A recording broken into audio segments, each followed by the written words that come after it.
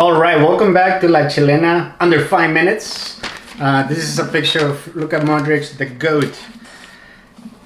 Not the GOAT, but one of our favorite players. All right, let's get to it. So we're going to talk about the round of 16 is almost over. There's 2 games left tomorrow. Pedro and I have done a pretty good job at keeping our predictions fairly right. I think we just spoke that we thought Uruguay, and Germany were going to make it through. They didn't. Different chat. But I'm going to talk about Brazil versus Korea, Croatia versus Japan, and of course, who moved on, which is Brazil versus Croatia. The Brazil versus Korea game, in my opinion, was no brainer.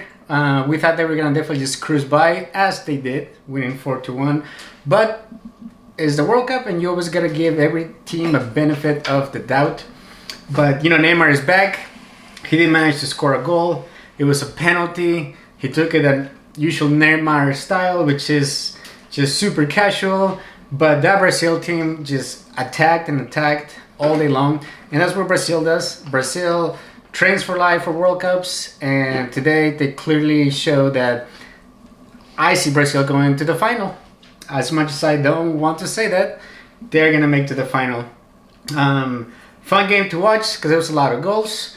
But at the same time, I thought Korea could at least, do a little more. But this Brazil team, we talked about it, they're stacked.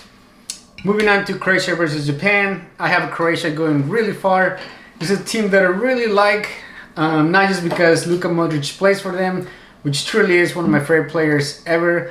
Plays for Real Madrid. Has helped Real Madrid win Champions League. I thought, he just won the Champions. He's going to bring the heat. But that was 4 years ago. The man is 37 years after all. And you do, as much as you don't want to accept it, age definitely affects. Mostly when you play 90 minutes plus another 30 minutes of overtime. But in this game, when I woke up and I saw the scoreboard, Japan was winning 1-0. And Japan is a team that, both of these countries are fairly small for how far they make it in competitions, the World Cup. And I thought that, oh man, Japan is going to upset me. They're going to mess up my bracket. But once Croatia tied and it went to overtime, I knew that both teams were just waiting to make it to the penalties. And once the penalties arrived, I realized that the European team was going to win. And that's because if you watch the game, the Japanese team did a really poor job at taking those penalties. We will give credit to the goalie, very young goalie. But at the same time, every single penalty was taken almost the exact same way, placed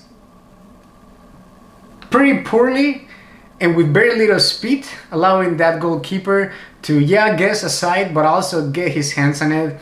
I think Japan did great at the end of the day. They made it this far. But now let's move on to what matters. Now we have a new game, Brazil versus Croatia. And in my bracket, I had that happening, and I had Croatia passing. But a lot of that was hope and not reality, because it was the same thing for Mexico. We had hope, but we were also realistic, as much as we wanted to cry. In this game, I hope Luka Modric shows up, because if he doesn't, Brazil is just going to attack. And as much as I don't want to say this, I think Brazil is going to take this game. I'm calling it 3-1. Brazil is going to move on. And I hope they lose in the final. And that's just me being a hater.